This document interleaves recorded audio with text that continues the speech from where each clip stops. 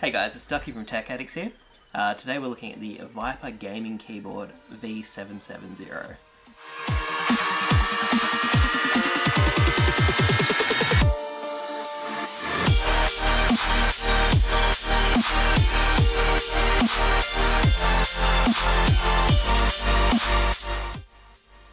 Hardware-wise, this keyboard feels really solid.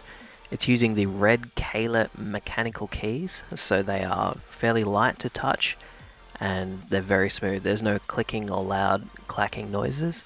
The only issue being with these keys is that because they are so nice and easy to type on, it's very easy to do typos. But once you get good at typing, you're fine. For some reason, this keyboard feels super comfortable to use.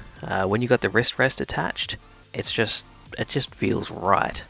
The LED lighting is bright and pretty and allows for a heap of customization. There is a couple of situations where it's not so great. If you've got a laptop basically sitting directly behind the keyboard, the lighting will reflect straight off the screen, as you can see in the video. I like how the media controls feel. They're a little bit different in that they're like toggle switches, so you can flick them up or down. The volume control has got just the right amount of clickiness that it feels good. It's easy to control the volume without maxing it out instantly. With the wrist rest, it is really cool looking. It's got an RGB strip in it. However, the magnets themselves aren't super strong, so if you pick up your keyboard to move it, it'll just detach straight away. However, because it is magnetic, you just clip it straight back on. The software actually feels completely different to the one that you have, the Viper mouse, as if it was made by a completely different person. It's still good though, not the best software I've used, but it's pretty close. Effects wise, you've got all your normal lighting effects, so you could just basically pick whatever setting you want, hit apply, and then it applies straight away. Color settings, speed of the effect settings, you can set the palm rest settings.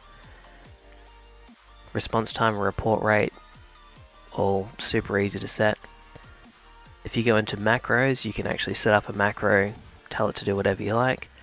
Now, one of the interesting features of this is that you can set any key to do almost anything you like, including macros, media settings, as well as opening files and folders.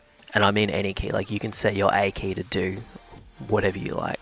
All up, this keyboard's actually really nice. It feels good. It feels solid and it works really well. I haven't had any issues with using it at all. I'm going to give it an 8 out of 10.